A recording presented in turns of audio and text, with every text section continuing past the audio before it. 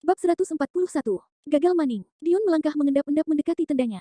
Dipikirnya, istrinya di dalam sana pasti sudah terlelap, tapi begitu masuk ke dalam, ia malah mendapati wanita itu dalam posisi duduk dan menenggak sesuatu dari botol kaca berukuran mini. Apa yang kamu lakukan? Dion serta-merta merampas botol dari tangan istrinya. Matanya mengamati sekilas cairan kekuningan beraroma menyengat dari dalam botol bening itu, kemudian beralih memandangi istrinya. Kamu minum-minum. Dapat dari mana minuman ini? Tanyanya sambil menutup kembali botol yang isinya sisa seperempat. Jangan banyak tanya, kembalikan saja minumanku. Akira berusaha merampas botol itu kembali, tapi Dion langsung memasukkannya ke dalam saku jaket.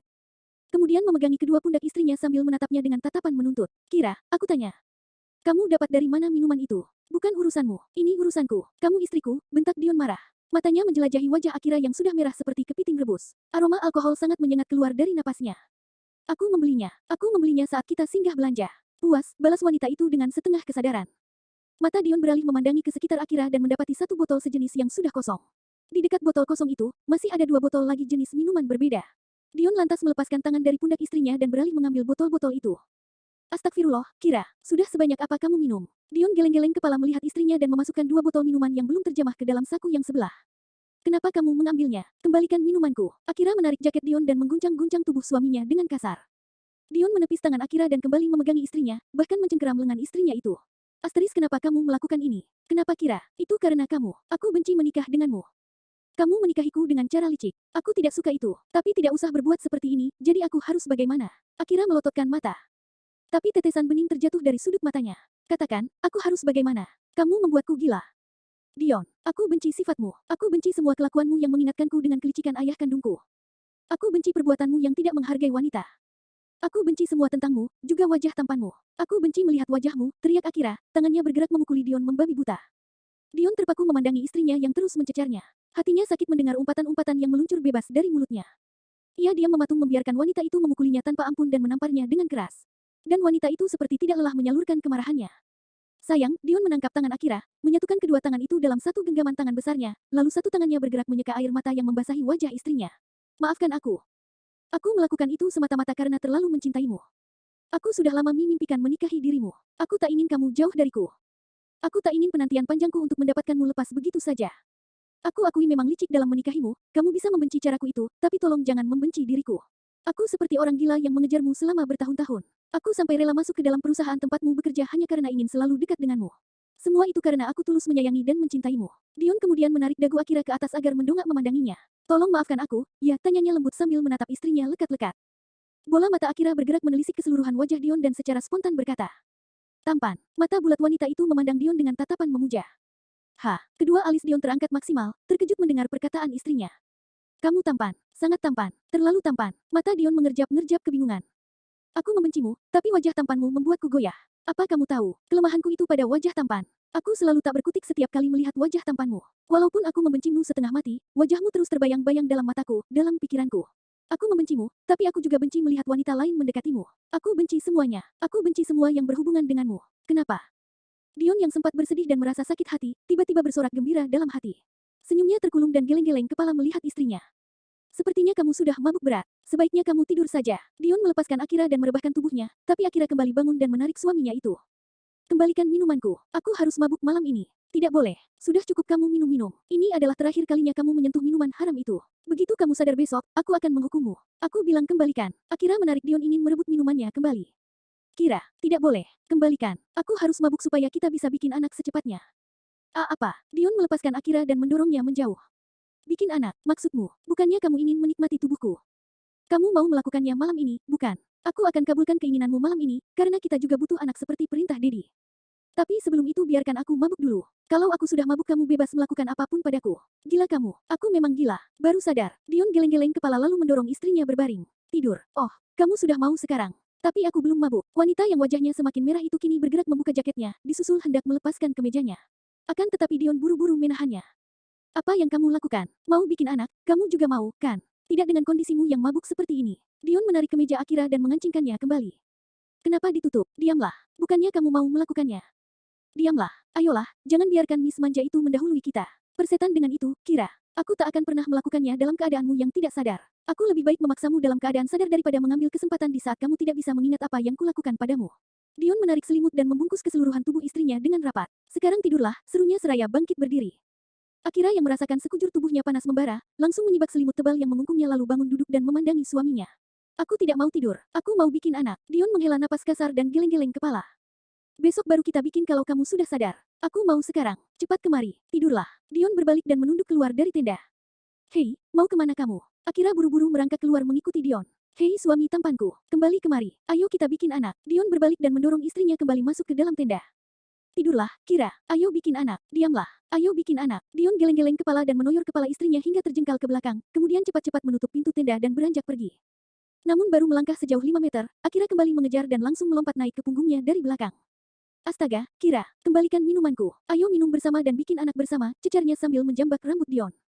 Kira, hentikan. Ayo bikin anak dulu. Tidak sekarang. Besok saja kalau kamu sudah sadar, aku mau sekarang. Dasar perempuan gila. Mana minumanku? Kembalikan. Tangan Akira terjulur ke depan meraba-raba jaket Dion. Jangan, Kira. Kembalikan. Tidak akan. Dion menepis tangan Akira dan mempertahankan botol di dalam jaketnya. Akira yang kesal langsung menggigit telinga Dion sekuat tenaga. Teriakan Dion langsung menggema dan menarik perhatian Bara dan Aryo yang sedang berjalan mengendap-endap seperti maling ayam yang takut terciduk. Saat Aryo dan Bara menghampiri sumber suara, ia sudah mendapati Akira terjerembab di rerumputan, sementara Dion berjongkok meringis menahan sakit sambil menangkup telinga kanannya. Ko, ada apa? Tanya Aryo. Digigit istri gila. Siapa? Bu Akira. Bara tercengang melihat Akira yang berbaring sambil meracau tidak jelas. Dion buru-buru bangkit berdiri dan mengeluarkan botol-botol dari dalam jaketnya. Tolong buang ini. Apa itu? Botol parfum. Bara mengamati botol yang Aryo ambil dari tangan Dion. Dodol, ini whisky. Tidak bisa baca tulisannya. Aryo menunduk mengamati botol-botol itu. Bara mendekat dan mengambil satu botol. Perhatian Dion pun berfokus memandangi keduanya sampai tidak sadar Akira sudah menghilang. Oh, kukira merek parfum. Soalnya botolnya unik, kekeh Bara. Buang di mana, Ko? Terserah. Di mana saja, asal Akira tidak bisa menemukannya lagi. Ini milik Bu Akira. Jangan banyak tanya, cepat pergi. Aku mau menenangkan Akira dulu. Dion lalu menoleh ingin melihat Akira dan terkejut tidak mendapati istrinya. Loh. Akira kemana? Bukannya tadi di situ, tunjuk Aryo ke arah rerumputan. Astaga, itu dia. Bara menunjuk Akira yang berjalan dengan oleng-oleng ke arah tenda Areta. Astaga, mau apa lagi dia? Dion bergegas berlari mengejar. Kita ikut kejar, tanya Bara. Tidak usah, biar Koko yang mengurusnya. Sekarang kita buang ini dulu. Buang di mana? Di sini tidak boleh buang sembarangan. Bagaimana kalau buang di dalam perut kita saja, tawar Aryo. Sontoloyo, kamu mau mabuk-mabukan? Nyicip sedikit saja, Edan. Bara meraih semua botol itu dari Aryo dan berjalan kembali ke arah Kampervan. Bara, mau kemana? Memberikannya pada Ova. Lah, kita setengah mati baru bisa lolos dari dia, kamu mau kembali lagi ke sana? Mau cari mati, daripada membawa minuman ini ke tenda. Lebih cari mati lagi kalau kita berdua hilaf meminumnya. Dosayo, Bara terus berjalan ke Kampervan. Pada Ova yang celingukan mencari dua orang yang tiba-tiba kabur darinya. Heran, kenapa temanku pada on semua? Aryo garuk-garuk kepala kebingungan, tapi akhirnya berjalan mengikuti Bara. Sementara Dion yang sudah berhasil menangkap Akira tepat 2 meter dari jarak tenda Areta dan Kai, langsung menarik istrinya itu kembali. Namun, pergerakan Dion terhenti dan langsung terpaku saat melihat bayangan dua insan yang saling mencumbu di dalam tenda. Aku juga mencintaimu sayang, sangat, dan malam ini kamu akan menjadi milikku seutuhnya. Samar-samar Dion mendengar suara Kai di dalam sana, setelahnya ia hanya mendengar kecupan-kecupan disertai suara desahan Areta dan bayangan tubuh yang bertindihan. Tidak boleh, Reta tidak boleh start duluan. Akira menarik tangan Dion dan menggigitnya keras. Suara teriakan Dion yang keras otomatis menginterupsi kegiatan Areta dan Kai di dalam sana. Areta yang terkejut buru-buru mendorong Kai dari atas tubuhnya dan mengancingkan bajunya. Siapa itu? Sepertinya itu teriakan Koko, seru Kai, seraya memakai baju kaosnya kembali dengan tergesa-gesa. Sepasang suami istri itu tampak panik seperti pasangan mesum yang takut tertangkap basah.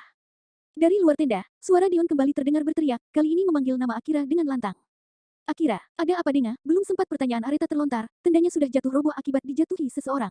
Kai buru-buru menarik dan memeluk istrinya, sebelum tendanya benar-benar roboh. Astaga Kira, apa yang kamu lakukan? Teriak Areta marah saat melihat Akira terbaring di atas atap tendanya yang hancur. Maaf, kami tidak bermaksud mengganggu. Kalian lanjutkan lagi. Maaf, ya. Dion buru-buru merengkuh tubuh istrinya yang sudah tidak sadarkan diri dan membopongnya membawa pergi. Astaga, Koko, gagal maning. Kai mengacak-acak kepalanya frustrasi. Bab 142, bucinnya Miss Arogan. Areta menoleh memandangi Kai, Kai pun melakukan hal yang sama. Keduanya saling pandang selama beberapa detik, saling tersenyum canggung sampai akhirnya sama-sama tertawa. Tak apa, kita bisa melakukannya lain kali. Mungkin kita dilarang melakukannya di alam bebas. Pamali kata orang tua, ucap Kai seraya bangkit berdiri dan menjulurkan tangan ke depan istrinya. Ayo, sepertinya kita harus mengungsi. Areta mengangguk-angguk, tersenyum lalu menerima uluran tangan Kai yang menariknya bangkit berdiri. Tapi, kamu tak apa. Kamu tak akan mandi tengah malam begini, kan? Kai menggeleng dan mencubit ujung hidung istrinya dengan gemas. Tidak sayang, ularnya langsung tidur saat terkejut tadi. Aman kok. Areta kembali melengkungkan senyumnya dan merangkul lengan Kai dengan manja. Syukurlah, kalau begitu. Kai mengusap kepala dan mengecupnya singkat, ayo. Kemana? Cari ungsian. Kai terkekeh-kekeh. Tenda kita tak bisa dibuat lagi. Bisa, tapi ada bagian yang sobek. Lagi pula ini sudah tengah malam untuk memperbaikinya. Kita ke mobil saja. Ayo. Kai menarik Areta berjalan, tapi istrinya itu menahan langkahnya. Kenapa? Mau gendong? Pinta Areta manja. Kembali Kai mencubit ujung hidung istrinya, lalu meluruhkan tubuhnya berjongkok ke bawah. Naiklah, ucapnya sambil menepuk pundaknya. Tidak apa-apa. Kai menoleh dan menarik tangan istrinya. Tidak apa-apa, ayo. Areta naik ke punggung Kai dan melingkarkan tangan ke leher suaminya itu. Kai perlahan berdiri dan menarik kedua kaki Areta ke depan, kemudian berjalan santai ke arah camper van yang terparkir. Kai, panggil Areta manja, iya. Apa kamu ingat di mana pertama kali menggendongku seperti ini? Saat kita kesasar di jalan itu bukan? Saat kamu balap-balapan dan mobilmu kehabisan bensin, kan? Kamu masih ingat rupanya. Sudah kukatakan, aku mengingat semuanya tentang dirimu. Tak ada satupun yang terlewat. Bahkan pakaian dalammu saat mabuk di hotel aku masih mengingat jelas motif dan warnanya. Dasar mesum. Areta menoyor kepala Kai dan mendengus. Bukan mesum, tapi memang tidak sengaja melihatnya, sayang. Lalu apa yang kamu lakukan saat melihatnya? Langsung tutup mata. Serius. Areta memajukan kepala ke samping wajah Kai. Iyalah, aku ini laki-laki beriman tinggi. Percaya, percaya. Areta mengecup singkat pipi Kai. Sepertinya, sejak pertama kali kamu menggendongku waktu itu, aku sudah nyaman dengan tubuhmu. Punggungmu hangat, rasanya nyaman bersandar. Dan aroma tubuhmu menenangkan. Aku suka, jadi kamu sudah menyukaiku sejak itu. Bukan suka, tapi nyaman. Kembali Areta menoyor kepala Kai. Kai tergelak dan terkekeh-kekeh. Nyaman, tapi betah menyiksaku. Soalnya kamu dulu menyebalkan. Kalau sekarang, masih menyebalkan. Tapi suka, kan? Bukan suka, tapi sayang. Sayang sekali. Kembali Areta mengecup pipi Kai dengan gemas berkali-kali sambil mengeratkan pelukan ke depan. Kai sampai geli dibuatnya. Kai, panggilnya lagi manja. Iya, sayang kamu tahu, sejak awal kamu sudah merusak pikiranku. Mengganggu setiap malam tidurku. Suaramu selalu terngiang-ngiang dan tidak mau hilang dari dalam pikiranku. Terus menghantui hari-hariku yang damai. Kening Kai mengerut tak mengerti. Sejak awal. Kapan? Sejak kamu meninggalkanku di kamar hotel dengan satu perkataan yang langsung terekam di dalam memoriku. Memangnya aku berkata apa? Kamu berkata, aku tak akan meninggalkanmu. Walau tidak sadar waktu itu, tapi suaramu mampu menembus kesadaranku. Bahkan rasa ciumanmu saat itu masih kuingat jelas sampai sekarang. Walau pikiranku membencimu, tapi instingku selalu meminta dekat denganmu. Kai mengulung senyum malu-malu, hatinya berbunga-bunga. Waktu itu aku masih sangat mencintai Atar. Sebelum acara pernikahan pun, aku rasanya ingin melompat memeluknya. Tapi tak tahu mengapa ada sebagian diriku menolak. Terlebih saat perkataanmu terngiang-ngiang di telingaku. Melihat wajahmu, melihat dirimu, hatiku jadi lemah. Aku seperti menjadi orang lain saat bersamamu. Kamu menyesalinya? Tidak, karena kamu membawaku ke dunia yang berbeda. Kamu memperlihatkan sisi lain dunia yang tidak kukenali, dan aku menyukainya. Kalau begitu bilang apa? Bilang apa? Areta mengerutkan kening tak mengerti. Bilang, Alhamdulillah. Areta menyambungkan. Nanti ajari aku mengaji, iya. Tentu sayang, dengan senang hati. Tangan Kai terangkat mengusap kepala istrinya dengan penuh sayang. Kenapa kita malah putar-putar? Bukannya ke camper van? Tanya Areta saat tersadar sejak tadi Kai hanya berjalan memutar-mutar. Sengaja, aku ingin mendengarmu bercerita. Jarak ke mobil terlalu dekat. Tidak cukup untuk mendengarkan semua ceritamu. Astaga, Kai. Sudah, kamu nanti lelah. Cepat ke mobil. Siap my miss. Ih, apa sih? Areta menepuk pundak suaminya. Siap berpegangan yang kencang. Pesawat mengalami guncangan. Kai berucap ala pramugari dan langsung berlari berkeliling membawa istrinya. Lebarkan sayapnya, miss. Terjadi guncangan hebat. Areta tertawa, tapi tangannya terjulur ke samping dan membentang lebar. Mengikuti kegilaan suaminya yang terus membawanya berlari. Ova, Aryo dan Bara yang melihat di kejauhan hanya geleng-geleng kepala melihatnya. Sepertinya miss kita sudah gila, ucap Bara. Sama gilanya dengan teman kita, ucap Aryo. Kalian berkata begitu karena belum mengenal cinta. Begitulah cinta, bisa mengubah sikap dan sifat seseorang dalam sekejap. Sudahlah, kalian pergi saja tidur. Aku kasihan melihat kalian berdua. Jadi kami tidak perlu begadang menemanimu. Tak perlu, aku pikir kalian butuh tidur untuk kegiatan besok pagi. Kegiatan apa? Belum terpikir, ucap Ova santai. Aryo dan Bara saling pandang. Sudah, sana, pergi tidur sebelum aku berubah pikiran. Secepat kilat Aryo dan Bara langsung berlari pergi. Ova sampai terpingkal-pingkal melihat keduanya. Pemuda-pemuda yang lucu dan polos. Seru sekali mengerjai mereka berdua, kekehnya. Teguran Areta membuat Ova refleks menoleh. Memandangi sepasang suami istri yang sudah berdiri di dekatnya. Kalian sudah lelah bermain. Kamu melihat kami. Bagaimana tidak lihat kalau suara tawa kalian sampai melengking-lengking. Untung saja kita jauh dari yang lainnya. Kalau di Indonesia, orang-orang pasti sudah lari mengira ada kunti cekikikan malam-malam. Areta dan Kai menanggapi dengan tertawa kecil, ada apa? Kenapa belum tidur? Tanya Ova. Tenda kami roboh, dirusak oleh Akira. Jadi dia benar-benar mabuk. Jadi Akira tadi sedang mabuk, tanya Areta terkejut. Kata dua jomblo ngenes itu sih begitu. Kok bisa? Ova hanya mengedipkan kedua bahunya. Oh, iya, kami bisa tidur di dalam mobil, tanya Areta lagi. Bisa, tentu saja bisa. Kalau mau di tendaku juga bisa. Tak apa, kami di mobil saja. Oke, Ova lantas bangkit berdiri dan membawa keduanya ke dalam camper van. Menurunkan tangga untuk Areta naik ke kasur bagian atas. Sementara Kai memilih tidur pada kasur yang berada di kabin kecil belakang. Setelahnya menutup pintu mobil rapat-rapat lalu kembali ke tendanya. Good night Kai, have a nice dream, ucap Areta di atas sana. Assalamualaikum sayang, balas Kai. Oh, waalaikumsalam sayangku, mimpi indah, ulang Areta sambil tersenyum-senyum. Mimpikan aku ya, pinta Kai. Mimpikan aku juga, balas Areta. Keduanya mengulung senyum, memejamkan mata tapi masih tersenyum tersipu-sipu. Kai, iya. Areta diam beberapa detik lalu kembali berucap lirih. Aku gak bisa tidur. Aku juga, sayang. Kembali Areta terdiam, Kai pun demikian. Keduanya berusaha mengontrol perasaan yang membuncah di hati. Sampai akhirnya Areta tak mampu bertahan membisu. Aku gak bisa jauh darimu, cicitnya. Aku juga, balas Kai, aku ingin dipeluk. Aku ingin memelukmu. Keduanya berucap bersamaan. Areta lantas berguling menelungkup dan menengok ke bawah. Aku bisa ke sana. Di sini sempit. Kalau begitu kamu ke atas sini. Gak bisa, takut keberatan dan roboh. Areta kembali berbaring telentang dan memandangi langit-langit Kampervan. Merasa gelisah, ia akhirnya memilih turun dan melompati Kai di kasurnya. Astaga, sayang, kamu membuatku terkejut. Aku mau selalu di dekatmu. Tapi di sini sempit, tidak sesempit kursi pesawat. Aku masih bisa tidur di atasmu. Areta membaringkan diri di atas tubuh suaminya. Kai langsung memeluk istrinya dan mengecup kepalanya. Kalau begitu tidurlah, usap-usap punggungku, Kai, pinta Areta, manja. Tangan Kai pun bergerak mengusap-usap punggung istrinya. Kai, mau cium, cicit Areta. Sayang, Areta mengangkat kepala dan memandangi Kai. Kamu gak mau. Kai menatap kedua mata istrinya dan langsung menarik tengkuk istrinya. Areta tersenyum bahagia saat Kai mencium dan memanggut bibirnya. Aku mencintaimu, Kai. Aku lebih mencintaimu, Miss Aretaku, bisik Kai. Keduanya pun memejamkan dan sama-sama tertidur dengan lengkungan senyum yang tak surut. Bab 143. Kembali dijebak Ova. Pagi hari yang cerah kembali menyapa. Terpaan cahayanya yang terang benderang akhirnya mampu mengusik Akira yang masih bergelung nyaman dalam balutan selimut di dalam tenda. Akira menggeliat malas, mengerjapkan mata beberapa kali sebelum akhirnya perlahan-lahan membuka mata. Ish, ringisnya saat merasakan kepalanya yang masih pening dan berputar-putar. Wanita itu pelan menegakkan punggung terduduk dan memicingkan mata melihat ke sekeliling sambil berusaha mengumpulkan seluruh kesadaran. Sepertinya aku mabuk berat semalam, gumamnya seraya mencengkeram kepala dengan kedua tangan saat mengingat jika dirinya minum-minum semalam. Saat tersadar akan tujuannya mabuk-mabukan, pandangannya langsung beralih menjelajahi keseluruhan tubuhnya. Keningnya mengerut melihat pakaian di seluruh tubuhnya masih menempel dengan baik, apa semalam dia tidak kembali ke sini?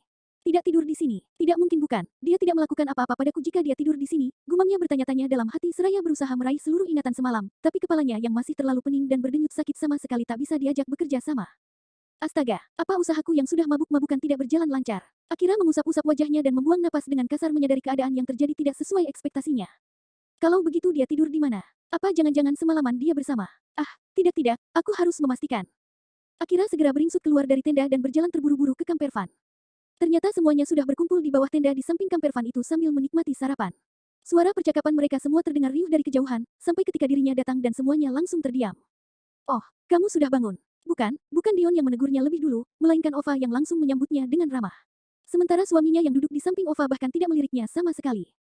Kamu cuci muka dulu lalu bergabung sarapan bersama kami, ucap Ova lagi.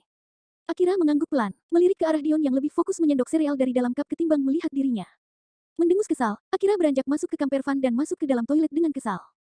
Begitu keluar dari Kampervan pun, Dion masih tak meliriknya sama sekali. Akira lalu beralih memandangi yang lainnya, tapi yang lainnya terlihat sama fokusnya ke makanan. Kecuali Areta yang terang-terangan menatapnya dengan kesal.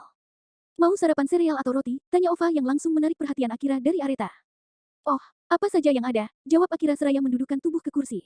Tapi begitu dirinya duduk, Dion yang duduk di seberangnya langsung bangkit berdiri. Aku mau ke base camp, kalian mau ikut? Tanya Dion pada Kai dan Areta. Iya, kami ikut. Kai bangkit berdiri lalu berlari mengambil tas ranselnya. Aku juga ikut kalian, ucap Ova yang juga bergegas mengambil ranselnya.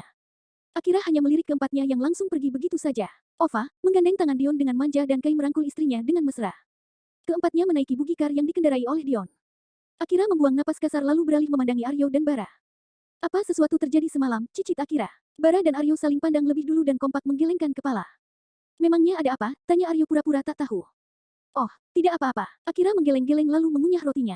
Ngomong-ngomong, apa Dion semalam tidur bersama kalian? Tanyanya lagi. Tidak, aku hanya berdua bersama Bara, jawab Aryo. Mata Akira langsung memicing curiga. Apa Dion bersama Ova? Aryo dan Bara hanya mengedipkan kedua bahu ke atas dan berusaha keras agar tidak membuka mulut dan keceplosan berbicara. Sebenarnya Dion sudah mewanti-wanti mereka untuk tidak menceritakan apa yang mereka lihat dan dengar semalam kepada Akira. Dion ingin, istrinya itu bisa mengingat kelakuannya sendiri. Akira terus diam termenung sampai rombongan Dion, Areta dan Kai kembali dengan penampilan yang sudah rapi dan segar. Bahkan suaminya terlihat berkali-kali lipat lebih tampan dari biasanya. Seperti sengaja berpenampilan dengan sangat tampan untuk menarik perhatian seseorang. Menggunakan kacamata bulat berwarna hitam yang bertengger di hidung tingginya, disertai senyum yang teramat manis. Namun senyum itu tertuju pada Ova. Sekarang giliran kita, seru Akira yang tiba-tiba bangkit berdiri dari kursinya dan menarik Aryo serta Bara. Kamu kenapa dengan Akira? Musuhan? Tanya Kai saat giliran Akira sudah menaiki bugi kar bersama Aryo dan Bara. Tidak ada apa-apa, aku hanya ingin memberinya sedikit hukuman. Awas kena jurusnya, seru Areta memperingatkan. Dion hanya terkekeh menanggapi perkataan Areta lalu beralih memandangi Ova. Fa, hari ini aku butuh bantuanmu, it's okay, baby. Tenang saja, Ova mengerlingkan satu matanya penuh arti. Setelah Akira, Bara dan Aryo kembali, Ova pun mengajak semuanya berjalan-jalan menuju stasiun. Lagi-lagi, Akira diabaikan oleh Dion yang lebih memilih bersama Ova. Keduanya berjalan saling merangkul dan sesekali tertawa bersama. Di belakangnya mengikut Kai dan Areta yang saling merangkul dengan sangat mesra, seolah Grindelwald dan seluruh isinya hanya milik mereka berdua. Sebenarnya apa yang terjadi semalam? Kenapa Dion bersikap dingin seperti itu? Akira kembali mencoba mengingat-ingat, tapi teriakan Bara di depan sana membuat fokusnya hilang. Bu Akira, mereka sudah naik kereta. Ayo, teriak Bara memanggil. Mendengus kesal, Akira bergegas berlari menyusul naik ke kereta. Kembali Akira mencibik kesal melihat suaminya yang sudah duduk berdampingan dengan Ova dan saling berhadapan dengan Kai dan Areta. Sementara dirinya duduk bersama Aryo dan Bara sambil menguping pembicaraan suaminya. Memangnya kita mau kemana, Va? Tanya Areta. Aku hanya ingin membawa kalian semua melihat keseluruhan kota ini. Kamu tidak akan membawa kami ke tempat aneh-aneh, kan? Celetuk Aryo yang kepalanya menyembul dari balik kursi di belakang Ova. Tenang saja, aku hanya akan membawa kalian naik gondola untuk melihat keindahan kota Grindelwald. Kalian pasti suka. Ova tersenyum-senyum simpul, dan dengan bodohnya yang lainnya patuh dan percaya. Kecuali Dion yang sudah bisa menebak isi kepala wanita itu. Dion hanya geleng-geleng kepala melihat Ova, dan Ova memberi isyarat dengan menempelkan telunjuk di bibir. Perjalanan mereka pun berakhir di stasiun dan lanjut menuju ke Fes. Di sana, Ova mengajak mereka kembali menaiki sebuah kabel kar yang disebutnya dengan gondola, kereta gantung yang membawa mereka semua sampai ke puncak gunung. Dan begitu keluar dari gondola, barulah mereka semua tersadar dengan aksi usil Ova yang kembali menjebak. Ova, kenapa kamu membawa kami kembali menghadapi sakaratul maut? Teriak Aryo geram. Sementara Kai dan Bara sudah tak sanggup berkata-kata akibat lutut mereka yang sudah lemas dan gemetaran hebat. Ova tertawa terbahak-bahak dan dengan santainya menarik Dion berjalan bersamanya. Let's go, jangan jadi laki-laki penakut, teriaknya. Karena terlanjur terjebak dalam antrean panjang para wisatawan lainnya, akhirnya semua terpaksa mengikuti Ova yang sudah jauh berjalan. Menyusuri walking trail sejauh 2,36 km yang menjorok dari tebing dan menjulang tinggi di atas lembah. Lepas dari tempat itu dengan susah payah, Ova kembali menjebak mereka ke tempat paragliding.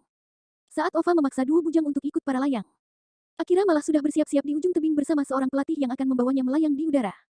Kamu yakin ingin ikut para layang? Teriak Dion, akhirnya menegur Akira karena mendadak cemas serta cemburu melihat istrinya bersama laki-laki bule. Tentu saja, pelatihnya terlalu tampan untuk ditolak. Akira sengaja membalas Dion dengan semakin merapat pada instruktur para layang yang detik kemudian sudah membawanya terbang di udara. Astaga, Kira, teriak Dion memanggil istrinya yang sudah melayang bersama parasut. Dion yang panik, segera berlari ke instruktur pelatih dan ikut menyusul melakukan para layang. Bab 144, Melayang di udara. Cinta benar-benar membuat orang lupa diri. Ova cekikikan melihat Dion yang berhasil melawan rasa takutnya hanya karena seorang wanita. Setelah melihat Dion melayang di udara, Ova pun berbalik melihat dua bujang. Ayo, kalian juga jangan mau kalah. Masa kalah sama perempuan? Di mana kejantanan kalian? Kejantanan kami ada kok, masih tersembunyi baik. Memangnya mau coba kejantananku? Tantang Aryo yang langsung mendapat toyoran dari Ova. Mesum aja pikiranmu. Yeh, kan kamu yang nanya. Ya, aku jawab, ucap Aryo misuh-misuh. Jangan banyak tingkah, ayo. Ova memegang tangan Aryo dan menyeretnya ke seorang instruktur para layang. Bara sampai terpingkal-pingkal melihat Aryo yang tidak berdaya saat dipasangi pengaman di tubuhnya. Jangan tertawa dulu, sebentar lagi giliranmu, tegur Areta yang membuat tawa Bara langsung terhenti dan menelan ludah susah payah. Kai, bagaimana ini? Kamu mau ikut juga? Bara tampak panik. Enggak, Kai menggeleng santai, berpikir jika istrinya pasti akan membela dan tidak membiarkan Ova untuk memaksanya. Namun, perkiraan Kai meleset, karena selang kemudian, malah istrinya sendiri yang memaksanya untuk ikut. Sayang, kamu serius? Kai memelas saat dipasangi pengaman para layang di tubuhnya. Areta mengangguk tersenyum. Serius, sayang, tidak lihat aku juga ikut? Tanya Areta balik, yang saat ini juga tengah dipakaikan pengaman. Tampak antusias mencoba karena melihat banyak wanita seumurannya yang ikut para layang. Kamu tidak takut kalau suamimu sudah almarhum begitu sampai di bawah, cicit Kai yang sudah keringat dingin. Wajahnya pias melihat ketinggian dari pinggiran tebing. Terlebih saat mendengar suara Bara yang sudah dibawa melayang, berteriak-teriak histeris memanggil-manggil ibunya sambil menangis. Sebenarnya Kai ingin tertawa melihat temannya itu, tapi tersadar jika dia juga berada di posisi yang sama. Hush, jangan asal omong, Kai. Kamu pasti bisa. Ini tidak seseram menaiki roller coaster di gunung kemarin. Sayang, jangan jadi istri durhaka. Masa suamimu belum menikmati haknya, kamu sudah mau membunuhnya? Suara Kai sudah terdengar serak dan bergetar. Siapa yang mau membunuhmu, Kai? Sayang, serius. Ini aku mau kencing. Bagaimana kalau aku kencing di udara? Kasihan orang yang ada di bawah. Diamlah, Kai sayang. Sayang, serius. Aku tidak bohong. Sudah, kita ketemu di bawah ya. Dadah, teriak Areta yang kini sudah melompati tebing dan melayang di udara bersama parasut berwarna kuning terang, sangat kontras dengan langit yang berwarna biru. Kemudian disusul Ova yang malah melakukan para layang seorang diri tanpa bantuan seorang instruktur. Kai sampai terperangah melihat Ova. Karena fokus melihat wanita-wanita tangguh itu, Kai sampai tidak sadar jika kakinya sendiri sudah tidak berpijak di tanah. Astagfirullah, Allahu Akbar, teriaknya terkejut begitu tersadar. Matanya langsung melebar sempurna saat merasakan tubuhnya sudah melayang-layang di udara. Dasar istri gila, istri kejam, awas kubalas kamu, teriaknya menjerit-jerit. Ya Allah, jangan cabut nyawaku dulu. Aku belum kawin, ya Allah. Baru nikahnya saja, belum enak-enaknya. Jangan matikan aku dalam keadaan perjaka, teriaknya meracau. Matanya melirik ke bawah dan spontan terpejam rapat melihat ketinggian. Allahu Robi, ampunilah dosa-dosaku, jeritnya histeris. Kai sampai mengabaikan instruktur para layang yang bersamanya. Terus berteriak melafalkan doa keselamatan hingga akhirnya mendarat di tanah lapang. Begitu kakinya berpijak di tanah dan terlepas dari instruktur dan parasut, Kai langsung tersungkur dan bersujud syukur di rerumputan. Kai, ayo coba sekali lagi, teriak Areta sambil berlari menghampiri. Ekspresi wajahnya yang berbinar ceria berbanding terbalik dengan Kai yang masih pucat pasi. Kai menatap kesal istrinya lalu bangkit berdiri. Terima kasih, tapi aku mau cari istri baru saja, marahnya sambil melangkah terhuyung-huyung. Kai, teriak Areta memanggil. Namun, Kai terus berjalan dan mengabaikannya. Areta buru-buru mengejar dan menyejajarkan langkah dengan Kai. Kamu marah. Kai melirik kesal dan mengangguk seperti anak kecil yang merajuk. Areta yang sempat was-was, langsung mengulung senyumnya. Serius mau cari istri baru? Kembali Kai mengangguk. Serius, lagi-lagi Kai mengangguk, tapi tak ada lagi yang secantik aku, loh, goda Areta. Tak apa jelek, yang penting tidak membuatku mati jantungan, ih, Kai. Kok gitu? Areta langsung manyun. Aku kan tidak membuatmu mati jantungan. Mata Kai kembali melirik, kali ini lirikannya sangat tajam. Melihat itu, Areta langsung memeluk Kai dengan manja. Sayang, jangan marah, iya. Sana, jangan pegang-pegang. Kai mendorong istrinya menjauh, tapi wanita itu kembali memeluknya dan mencium pipinya. Abdi bogoh ka anjen, Kai, bisiknya seolah mantra yang sukses membuat Kai meleleh. Kai hampir saja kejang-kejang kalau tidak mengingat dirinya berada di tempat umum. Asteris jangan marah, ya sayang. Emuah. Kembali kecupan Areta berikan di pipi Kai. Kai hanya bisa garuk-garuk kepala saat melihat Areta berlari ke arah Ova dan Akira, kemudian bergabung dengan 3 kawannya yang masih duduk di rerumputan mencoba menetralkan jantung mereka yang masih melayang-layang. Keempatnya hanya bisa tertegun dan tak bisa berkata-kata lagi saat melihat ketiga wanita gila itu benar-benar kembali melakukan para layang. Sebenarnya 3 perempuan itu pakai tenaga apa? Tanya Bara terperangah. Sepertinya mereka tidak ada lobetnya, ucap Kai penasaran. Mereka kalau diranjang apa sekuat itu juga? Tanya Aryo yang langsung mendapat keplakan dari Kai dan Dion. Jangan membayangkan yang tidak-tidak dengan istriku, dengus Kai dan Dion bersamaan. Sorry, maksudku bukan begitu. Aryo merengut sambil mengusap-usap kepalanya.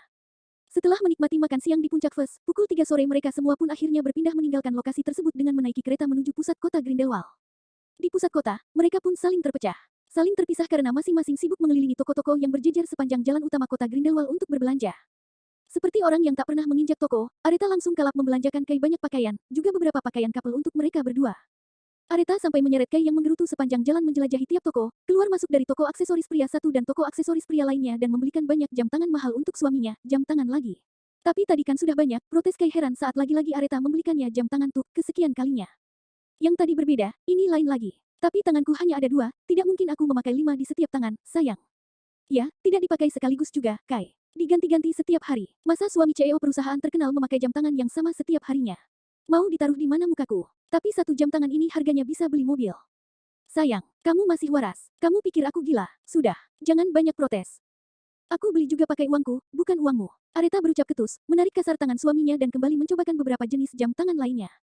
Tangan Kai sampai pegal karena mendadak jadi model jam tangan. Sementara Dion dan Ova sibuk mengunjungi toko-toko aksesoris wanita. Keluar masuk gerai sambil menenteng paperback belanjaan yang semakin banyak. Aryo yang penasaran dengan hubungan kedekatan Dion dan Ova, mengekori keduanya kemana-mana, sementara Akira yang panas melihat kedekatan Ova dan Dion memilih pergi menjauh sambil merangkul Bara dan membawanya berbelanja kemana-mana. Bu, serius ini semua untuk saya? Tanya Bara kegirangan karena Akira seperti kesurupan reok membelikannya banyak pakaian dan sepatu mahal. Kenapa? Tidak mau. Kalau tidak mau kasih Aryo. Tidaklah, Bu, tentu mau. Mau pakai banget. Tapi ini tidak akan decline sebagai pinjaman kantor, kan? Tidak, itu pakai uang pribadiku. Sudah, jangan banyak tanya lagi, sekarang ambil semua yang kamu inginkan. Serius, Bu, tanya Bara tak percaya. Cepat, sebelum aku berubah pikiran. Kalau begitu saya bisa ambil jam tangan, dompet dan ikat pinggang. Ambil saja, tapi harganya. Aku bilang ambil saja ya ambil saja. Bara yang seperti bermimpi secepat kilat mengambil barang yang selama ini sudah diidam-idamkannya. Sepertinya Dewi Fortuna kini sedang berpihak padanya. Saat ketiga kelompok yang saling terpecah itu asyik berkeliling menghabiskan uang mereka, hujan tiba-tiba turun dan membuat mereka kalang kabut berlari mencari tempat meneduh. Bab 155. Akhirnya berhasil mendarat. Dion yang cemas dengan Akira langsung menghubungi Bara dan menanyakan keberadaan istrinya itu. Begitu mendapat lokasi mereka, Dion langsung meninggalkan Ova dan Aryo. Berlari menerobos hujan menuju pertokoan di seberang jalan. Sekarang kita bagaimana? Tanya Aryo yang kini tinggal berdua dengan Ova berteduh di bawah payung-payung gerai di depan toko. Kita pulang saja ke camping, tapi yang lainnya. Mereka bukan anak kecil, mereka pasti bisa pulang sendiri. Lagi pula, cuaca seperti ini sangat mendukung, belum tentu mereka pulang ke tenda. Maksudmu, Hais, kamu masih di bawah umur, belum mengerti. Ayo, kamu ikut aku saja. Ova menarik Aryo melawan hujan ke pinggir jalan, memanggil taksi dan menaikinya. Sementara Dion terus berlari menyusuri pinggiran depan etalase toko menuju tempat istrinya berada. Begitu melihat Dion, Bara langsung menghela napas lega. Bagaimanapun ia takut berlama-lama dengan istri sahabatnya sekaligus atasan di kantornya. Ketiganya lalu memutuskan untuk masuk ke sebuah kafe dan memesan minuman hangat selagi menunggu hujan reda. Namun lama menunggu, bukannya reda, hujan malah semakin lebat, sampai-sampai jalan sudah tidak terlihat dengan jelas. Hal yang sama juga terjadi pada Areta dan Kai yang berada tidak jauh dari tempat Dion dan yang lainnya berkumpul. Bagaimana caranya kita pulang? Tanya Areta yang kini bersama Kai terjebak di depan toko tempatnya berbelanja. Pulang pun sepertinya tidak aman, soalnya kita tinggal di tenda. Pasti basah juga diguyur hujan. Lalu, sampai kapan kita berteduh di pinggir jalan seperti ini? Areta tampak kalut melihat langit yang sudah gelap. Jam di pergelangan tangan Kai pun sudah menunjukkan pukul 8 malam. Akibat asyik berbelanja, mereka jadi lupa waktu. Kai yang juga kalut berusaha untuk tenang dan semakin merangkul istrinya dengan erat. Areta pun semakin merengsek masuk ke dalam jaket suaminya sambil memandangi hujan yang seperti tidak ada tanda-tandanya akan berhenti. Kai takut. Aku ada bersamamu, sayang. Aku juga lelah dan kedinginan. Kai menunduk memandangi istrinya. Mau ku gendong? Areta menggeleng. Kalau begitu, kamu yang lelah. Kalau begitu bertahanlah sebentar lagi, mungkin hujan akan reda, ucap Kai seraya mengusap-usap punggung istrinya, sementara tangan satunya menjinjing semua hasil belanjaan mereka. Areta mengangguk dan semakin memeluk Kai untuk melawan rasa dingin. Pandangannya mengedar melihat ke sekeliling. Tiba-tiba, Areta mendapat ide dan mendongak memandangi suaminya. Kai, panggilnya manja. Kai menunduk dan mengecup ubun-ubun istrinya. Ada apa, sayang? Bagaimana kalau kita ke hotel saja? Kedua alis Kai terangkat memandangi istrinya. Cek, lama kalau menunggu responmu. Ayo, Areta langsung menarik tangan Kai menerobos hujan menyeberangi jalan dan naik ke sebuah taksi. Lalu meminta taksi mengantarkan mereka ke hotel terbaik di kota itu. Melawan derasnya hujan, taksi yang mereka kendarai akhirnya tiba di sebuah hotel yang berada dekat dengan pegunungan dan danau. Hanya saja karena lebatnya hujan, semua keindahannya tidak terlihat. Areta lalu memesan kamar terbaik di hotel tersebut dan bersama Kai serta seorang porter yang mengantar mereka ke kamar yang berada di lantai teratas bangunan hotel. Sebuah kamar mewah dengan dinding yang hanya dilapisi oleh kaca tebal. Sehingga hujan yang masih terus terjatuh di luar sana tampak seperti tirai-tirai yang menutup jendela dari dunia luar. Lampu yang berpendar pun tidak begitu terang dan tidak juga gelap, sehingga nuansa kamar yang temaram terasa romantis. Setelah memberi tips kepada porter tersebut, Areta pun menutup pintu. Kai meletakkan barang belanjaannya di lantai dan bergegas mengambil handuk untuk menyeka air hujan di tubuh istrinya. Namun, tangan Kai berhenti bergerak kala menyadari tatapan istrinya yang sangat dalam. Kai, Areta menggigit bibir bawahnya dan tersipu malu melihat suaminya. Sekarang kita hanya berdua, cicitnya malu-malu. Kai mengangguk, handuk di tangannya terjatuh ke lantai dan berpindah mengelus wajah istrinya.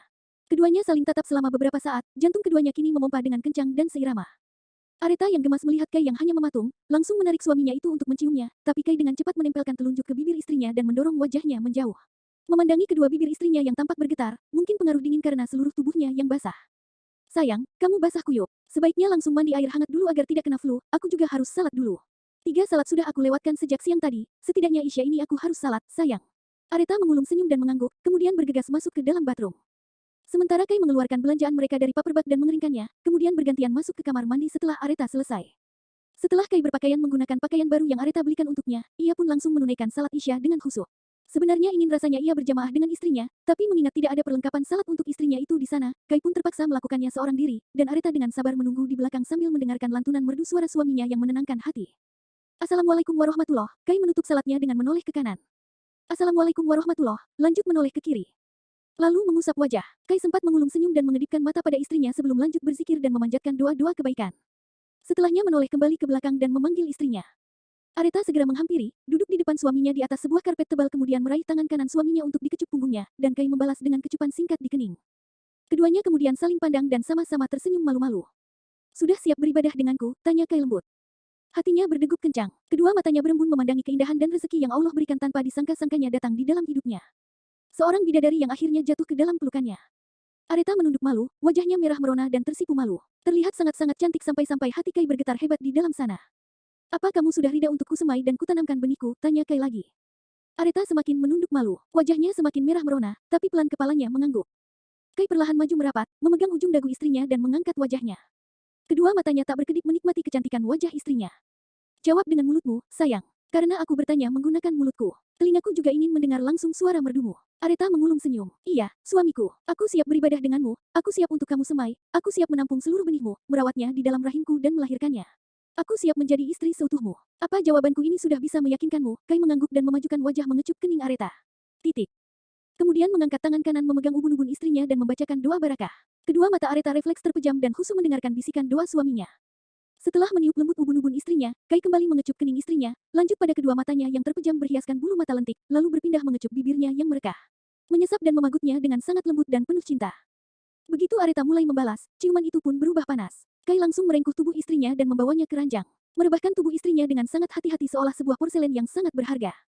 Kai melepaskan ciumannya dan membiarkan Areta untuk memasukkan oksigen sebanyak-banyaknya ke dalam paru-paru. Kembali keduanya saling pandang dengan wajah yang sama-sama dipenuhi semburat merah, serta napas yang juga sama-sama memburu. Sorot mata keduanya memancarkan cinta yang begitu besar. Saling memuja, saling berharap, saling dipenuhi kabut asmara, dan saling malu-malu. Kai, lampunya, cicit Areta manja, kenapa dengan lampunya, sayang? Terlalu terang, kenapa kalau terang? Aku malu, Kai. Kenapa harus malu, Kai? Titik, Kai. Iya, sayang, jangan lihat aku seperti itu. Kai tersenyum dan kembali menyambar bibir istrinya. Tangannya kini tidak tinggal diam, ikut bergerak menarik tali pengikat piyama handuk yang digunakan istrinya dan dalam sekejap tubuh polos istrinya sudah tampak di depan mata.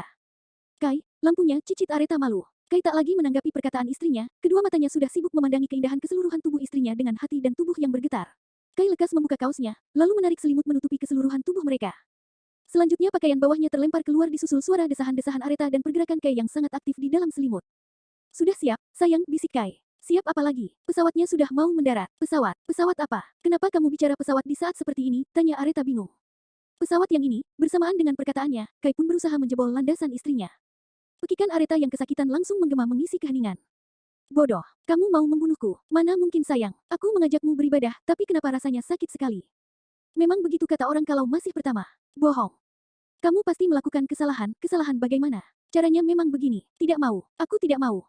Jangan berteriak. Malu didengar orang, tapi ini benar-benar sakit. Sedikit lagi sayang, tidak mau. Sakit. Bertahanlah. Sedikit lagi mendarat sempurna. Kai, sakit. Kai yang panik lekas menyambar mulut istrinya dan mengalihkan rasa sakit dengan ciuman, sampai akhirnya Kai merasakan sesuatu yang koyak di dalam sana dan menembusnya. Alhamdulillah, akhirnya berhasil juga. Bab 146. Godaan iman. Ketika Aryo dan Ova tiba di perkemahan, langit sudah gelap. Hujan yang tiba-tiba turun sejak senja tadi ternyata sudah membuat kawasan perkemahan porak-poranda. Hujan deras yang disertai angin kencang meniup beberapa tenda-tenda yang sebelumnya berdiri dengan kokoh. Beberapa wisatawan di area perkemahan banyak yang memilih untuk masuk ke campervan mereka, sebagian lagi ada yang memilih untuk ke base camp maupun ke hotel sekitar. Turun dari taksi, Ova dan Aryo bergegas berlari ke arah campervan mereka. Hei, kamu mau kemana? Teriak Ova begitu melihat Aryo meneruskan langkah ke arah tendanya. Mengambil barang-barang di dalam tenda, teriak Aryo sama kerasnya. Berusaha melawan suara derasnya hujan. Stupid, kamu mau dibawa terbang angin. Disambar kilat, cepat kemari, teriak Ova memanggil seraya membuka pintu campervan. Aryo memandangi tenda-tenda mereka yang diguyur hujan di kejauhan serta Ova yang berdiri dengan basah kuyup di bawah tenda di samping campervan secara bergantian, sebelum akhirnya memilih kembali berlari menghampiri Ova yang sudah berhasil masuk ke campervan. Aryo menyusul masuk dan lekas menutup pintu karena terpaan angin yang begitu kencang, kenapa tiba-tiba bisa hujan deras seperti ini, padahal pagi tadi masih cerah dan matahari sangat terang bersinar. Aryo masih terheran melihat curahan hujan yang seperti air tumpahan dari balik kaca jendela sambil bergidik nyeri dan memeluk tubuhnya yang menggigil kedinginan. Sementara Ova bergegas menyalakan lampu baterai untuk memberikan pencahayaan di dalam campervan yang sudah gelap gulita. Sepertinya listrik jadi ikut padam akibat hujan, sehingga beberapa lampu di sekitar area perkemahan mereka tak ada satupun yang menyala. Di sini cuaca memang tidak bisa diperkirakan. Hujan kadang datang tiba-tiba, walau hari tampak cerah seharian. Ova baru menjawab pertanyaan Aryo, sambil menggantung lampu ke atap campervan, kemudian membuka sepatunya yang basah. Lalu barang-barang kita di tenda bagaimana? Tanya Aryo lagi seraya mengikuti Ova membuka sepatunya yang jauh lebih basah. Kamu masih memikirkan barang-barang dalam keadaan seperti ini? Tidak lihat hujan badai di luar sana? Syukur-syukur kita bisa selamat, terang Ova, lanjut membuka jaket serta kaos lengan panjangnya begitu saja dengan santai di depan Aryo hingga hanya menyisakan bra seksi yang menempel di tubuh bagian atasnya. Bola mata Aryo seketika membelalak melihat wanita cantik itu. Kamu ngapain? Buka baju, jawab Ova cuek dengan lanjut membuka celana jeans tebal dari kaki jenjangnya dan menyisakan underwear tipis yang cukup memperlihatkan lekukan isinya karena keadaannya yang basah. Jakun Aryo langsung bergerak naik turun menelan ludah susah payah. Kamu sadar, kan kalau ada aku di sini? Ova mengerjap-ngerjap memandangi Aryo keheranan. Memangnya siapa yang menganggapmu tidak ada? Lalu kenapakah kamu? Aryo tak sanggup lagi berkata-kata karena matanya sibuk memindai penampilan seksi Ova di hadapannya sambil menelan ludahnya berkali-kali. Aku kenapa? Ova menaikkan kedua alisnya, kenapa kamu buka baju di depanku? Karena bajunya basah, masa mau dipakai basah-basah? Mau masuk angin? Tapi, aku kan laki-laki, jawab Aryo tergagap-gagap. Memangnya kenapa? Pikiranmu saja yang mesum dan kolot. Memangnya kamu tidak pernah lihat wanita pakai bikini? Ya, pernah, sih. Lalu kenapa kaget begitu melihatku? Di Paris aku sudah biasa berpenampilan seperti ini, bahkan kadang aku hanya memakai bra berbelanja ke mall. Gila, seru Aryo spontan. Gila kenapa? Oh, bukan apa-apa. Aryo lekas menggelengkan kepala. Ia baru tersadar jika kehidupan glamor wanita itu sebagai seorang desainer serta pergaulannya dengan warga negara asing tentunya sudah tidak canggung lagi berpenampilan seperti itu kemana-mana dan ditatap oleh jutaan pasang mata laki-laki. Hanya saja untuk ukuran dirinya yang menganut budaya Indonesia, belum terbiasa dengan hal itu. Apalagi dirinya yang hanya laki-laki polos tanpa pengalaman dengan seorang wanita. Walaupun dirinya selalu jelalatan dan mata keranjang setiap kali melihat wanita-wanita cantik, tapi kalau soal hal yang berbau mesum dan seks, ia sangat menjauhinya.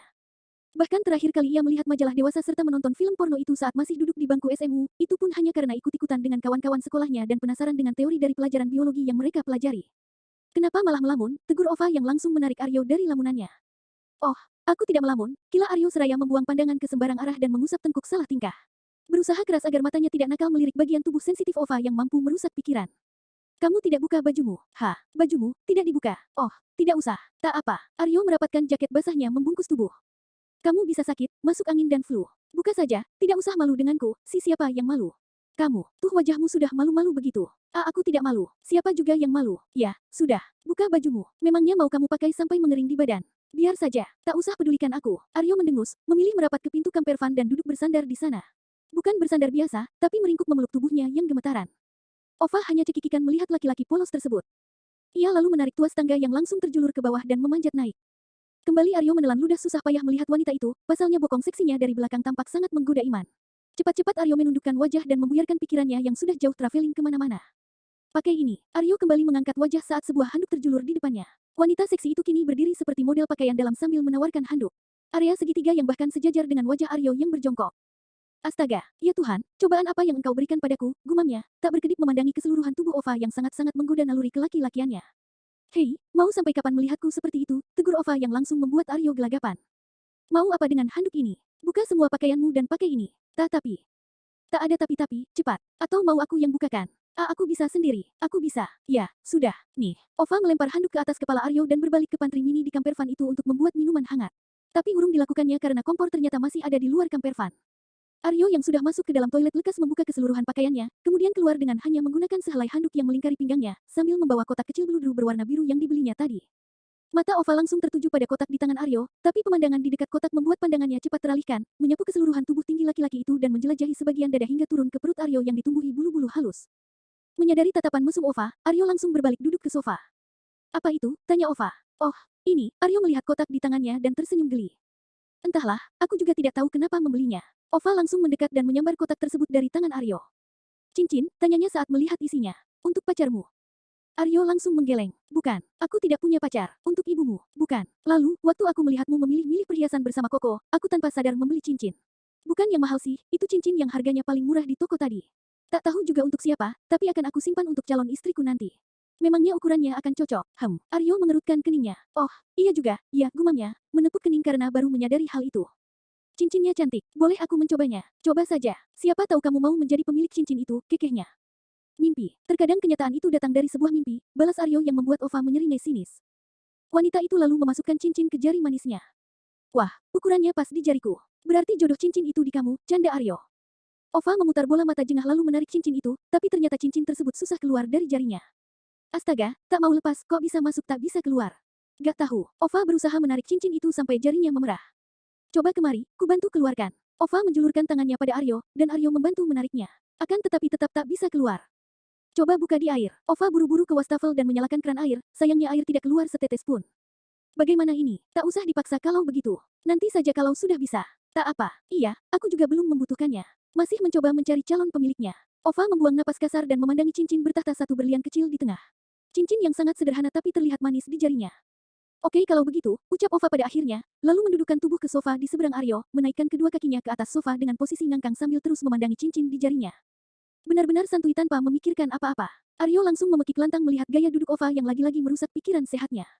Astaga, Ova, apa kamu harus duduk seperti itu di depanku? Ova yang tak mengerti hanya menaikkan kedua alisnya bingung. Ah, sudahlah. Aryo memilih berpindah tempat ke bilik paling belakang tempat Kai tidur semalam bersama Areta. Sementara Ova memilih naik ke kasur atap dan membungkus tubuhnya menggunakan kain spray. Bab 147. Mak, tolong. Malam semakin larut, gemuruh kian terdengar menggelegar nyaring dan menggetarkan dinding kamper van. Beberapa kali di kejauhan terdengar suara klakson mobil yang bergantian berbunyi akibat sensor alarm yang membaca pergerakan.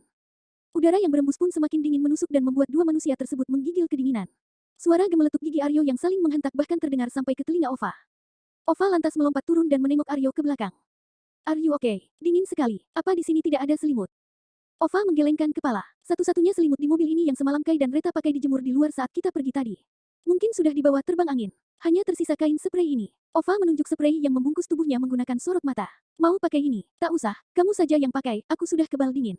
Tak apa, kamu saja yang pakai. Ova hendak melepaskan kain spray itu, tapi Aryo lekas menahannya. Kenapa? Tanya Ova bingung. Sebaiknya kamu saja yang pakai, lebih baik saya kedinginan daripada kepanasan melihatmu setengah bugil. Ova dengan santainya cekikikan merespons perkataan Aryo. Aryo sampai tergelak dengan sikap Ova yang tidak ada canggung-canggungnya. Wanita itu menyandarkan tubuh pada dinding toilet kamper van dan memandangi Aryo dengan saksama. Bola matanya bergulir memindai Aryo dari atas kepala hingga ujung kaki.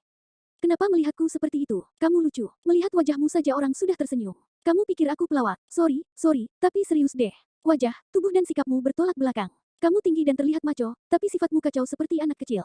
Itu namanya humoris, Nona, sanggah Aryo.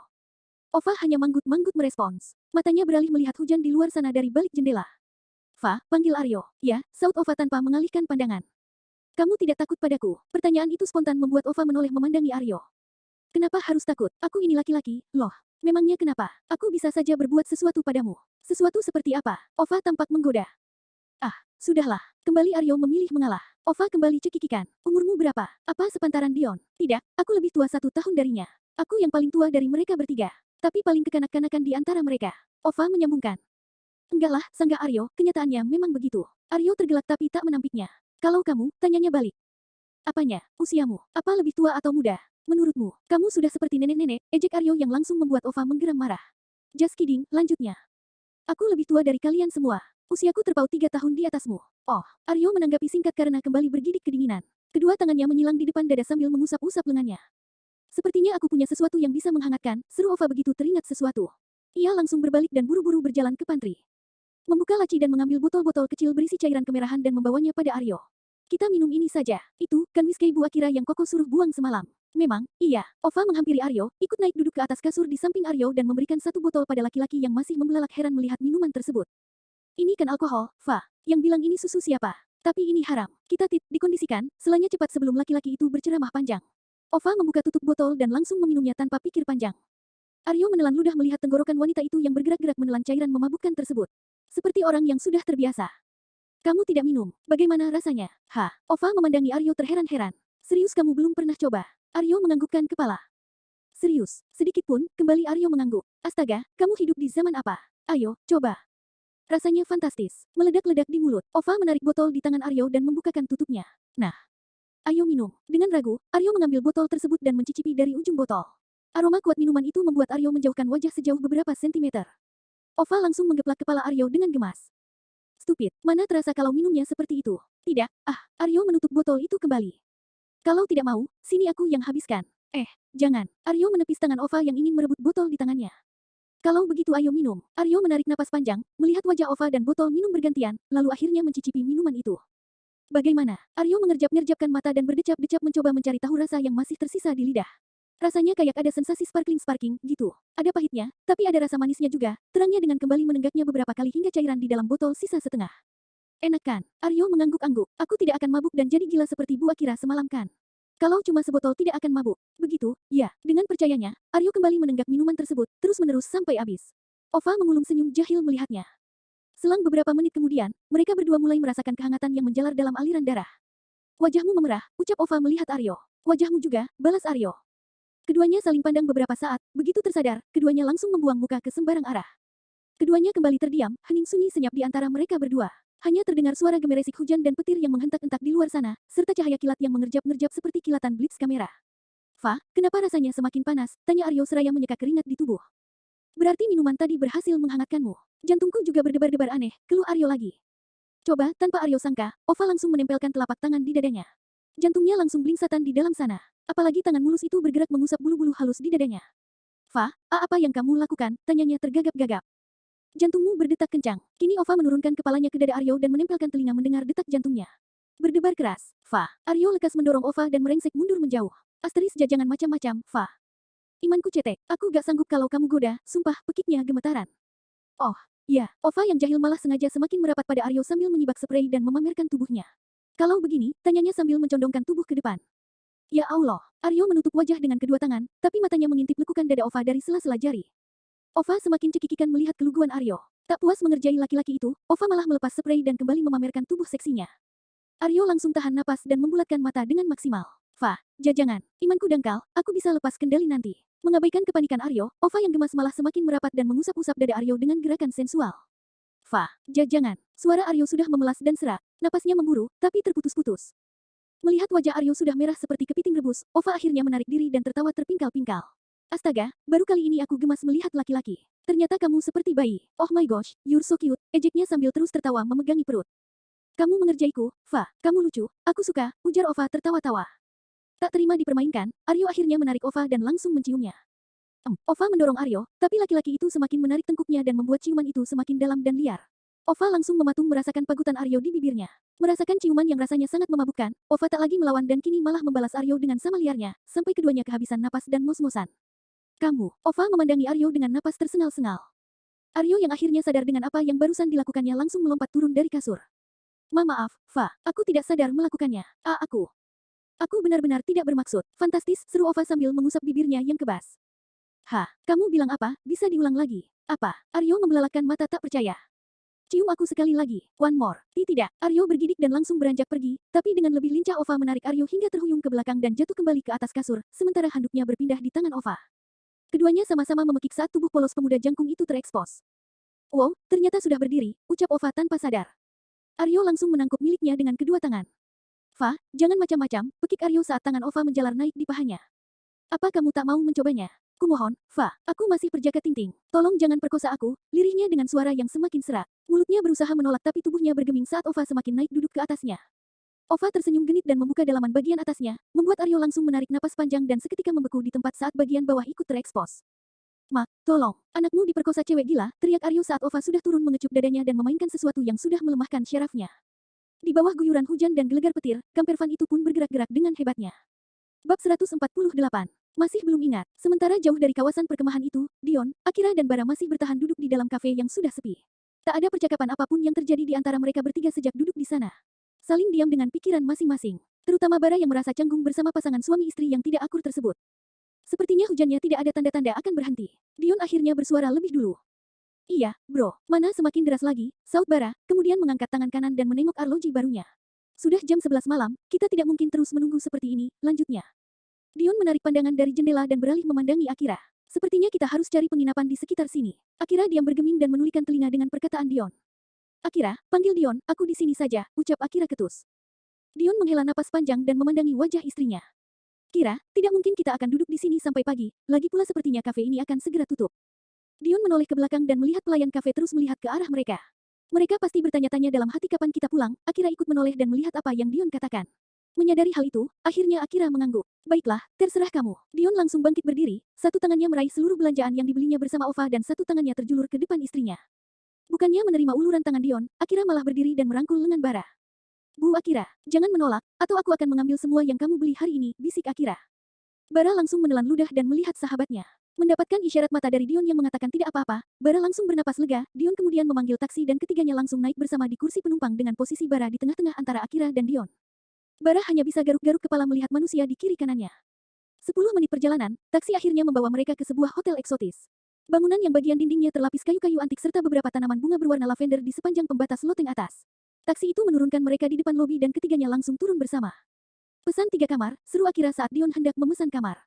Dion mengabaikan perkataan Akira dan malah memesan 1 kamar. Kenapa malah 1, protes Akira. Kamarnya penuh, banyak wisatawan yang menginap. Akira yang tidak percaya langsung menghampiri resepsionis dan bertanya. Sudah percaya, tanya Dion begitu melihat wajah masam istrinya, Akira hanya mendengus dan langsung berjalan ke lift. Dion geleng-geleng kepala melihatnya. Ko, aku tidur di kamar kalian. Sementara, jawab Dion sambil memberi isyarat mata. Ketiganya akhirnya masuk ke dalam 1 kamar. Kamu tidur saja di ranjang, aku dan Bara biar di lantai. Akira tetap tidak menanggapi dan langsung masuk ke dalam kamar mandi. Suara gemeresik air terdengar kemudian. Ko, aku tidak benar-benar tidur di sini, kan? Aku bisa pindah ke hotel lain.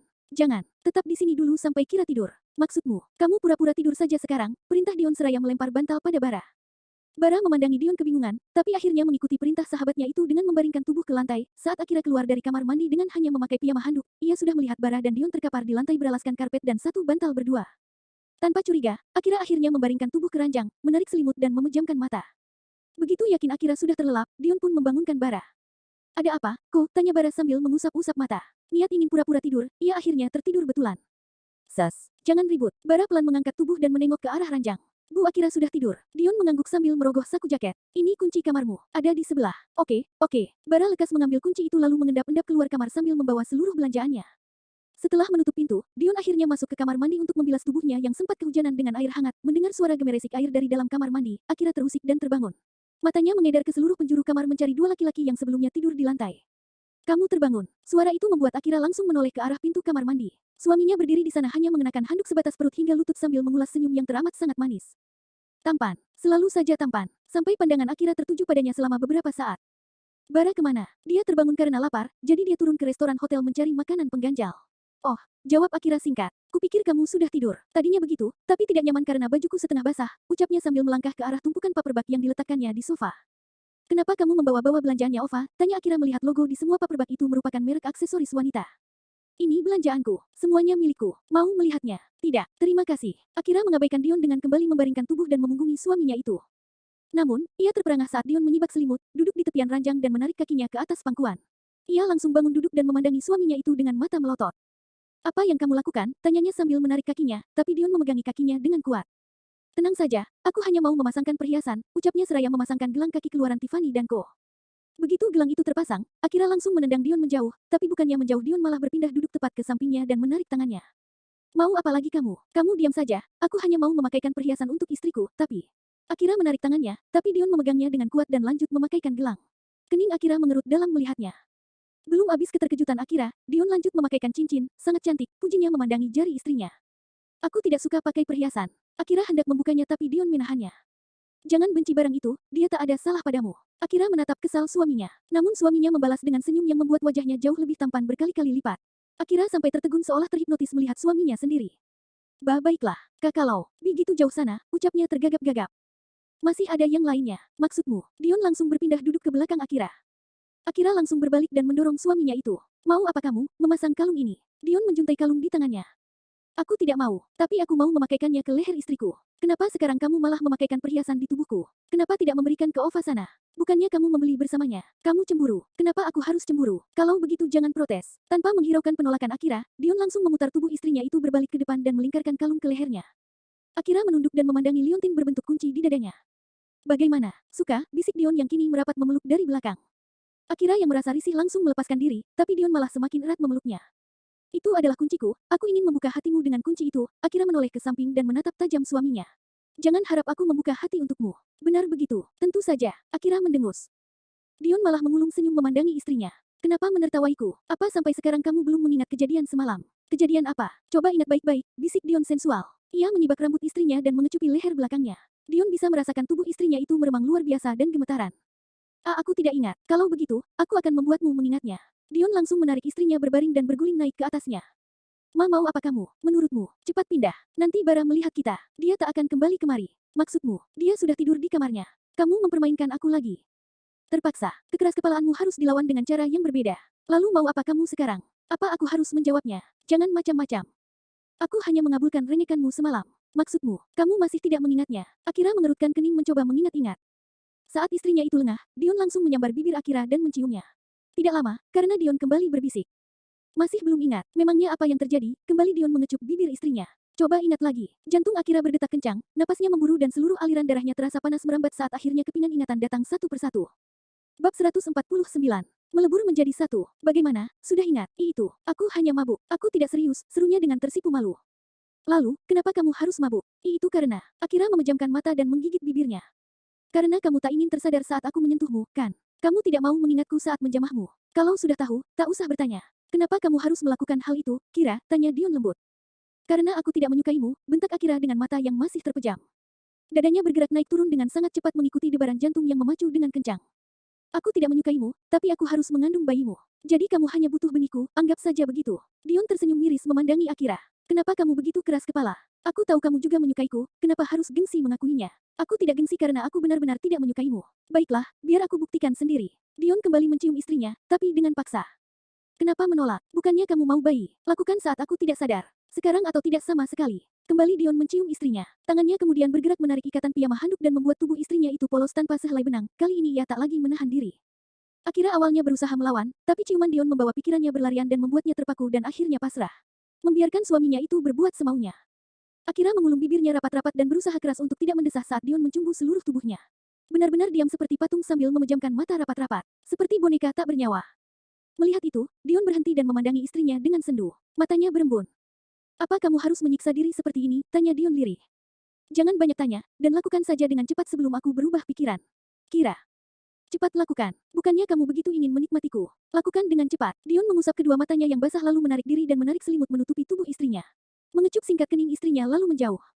Merasa tak ada pergerakan, Akira membuka mata dan melihat suaminya itu sudah duduk di tepian ranjang dengan kedua siku menumpu di atas masing-masing paha serta kedua telapak tangan yang menutup wajah. Pundak laki-laki itu terlihat bergetar dan naik turun seiring tarikan napasnya. Kenapa berhenti? Dion hanya menggelengkan kepala. Aku tanya, kenapa berhenti? Aku sudah menemukan jawaban yang kucari. Kamu benar, kamu memang tidak menyukaiku. Kamu membenciku. Baguslah kalau kamu sadar. Walau begitu, lanjutkan saja apa yang kamu sudah lakukan. Kamu sudah membuatku seperti ini, maka sekalian saja tuntaskan. Kita lakukan dengan cepat agar bayi yang ayahku inginkan bisa hadir. Maaf, aku tak bisa. Dion mengusap wajah, bangkit berdiri dan berbalik memandangi istrinya. Akira sampai terkejut melihat mata Dion yang sembab dan merah. Kamu menangis. Ah, tidak, aku hanya meluapkan kekecewaanku. Kamu sampai menangis seperti itu. Tak usah pedulikan aku, toh kamu tidak punya perasaan apa-apa padaku. Mendengar perkataan Dion, entah mengapa hati Akira langsung berdenyut sakit, tidak. Bukan seperti ini yang ia harapkan. Bukan perasaan seperti ini yang ia inginkan. Baiklah, aku tidak akan memaksamu lagi. Aku akan melepaskanmu. Apa yang kamu katakan? Dion menarik napas panjang, menegakkan punggung dan memandangi Akira dengan serius. Aku, Dion Herawan, mulai detik ini menjatuh sama dengan tunggu dulu. Apa yang kamu lakukan? Melepaskanmu. Akira menyibak selimut dan buru-buru bangkit berdiri. Ia sudah tidak lagi menyadari jika saat ini tubuhnya berdiri polos di depan Dion. Apa kamu mau menceraikanku? Bukannya itu yang kamu inginkan? Apa? Akira yang terlihat panik dan mendadak kacau memandangi Dion dengan tatapan menuntut. Terima kasih atas pernikahan singkat kita. Sampai kapanpun aku akan tetap mencintaimu. Setetes air mata terjatuh di sudut matanya. Ia lekas menyekanya dan menarik napas panjang kembali. Melangkah keranjang menarik selimut dan menyelimuti tubuh Akira, kemudian kembali berdiri di depan istrinya. Aku Dion Hirawan, menjatuhkan tak perkataan Dion teredam karena Akira sudah melompat dan membungkam mulutnya dengan ciuman. Ia lekas mendorong wanita itu dan memandanginya. Kenapa kamu? Aku tidak menyukaimu, tapi bukan berarti ingin berpisah darimu. Aku tidak ingin bercerai. Aku tetap ingin memilikimu. Aku akan memberimu kesempatan. Aku akan membiarkanmu terus mempermainkan dan menipuku, cecarnya penuh emosi, tapi... Jangan menyela perkataanku. Dengarkan aku, dan beri aku kesempatan untuk menyukaimu. Teruslah berusaha dan jangan lelah berusaha mencairkan hatiku. Dion mengerjap-ngerjap memandangi istrinya. Bingung dan terheran-heran dengan perubahan sikapnya. Kamu dengar tidak? Ini sebuah perintah atau permintaan? Dua-duanya, bentaknya, Dion mengulung senyum, menarik tengkuk istrinya dan menciumnya, tapi Akira kembali mendorongnya menjauh. Kalau aku mendengar lagi kamu ingin menceraikanku, aku akan membunuhmu di tempat. Ingat itu, Dion semakin mengulung senyumnya. Kamu paham atau tidak? Kenapa malah tersenyum? Aku paham.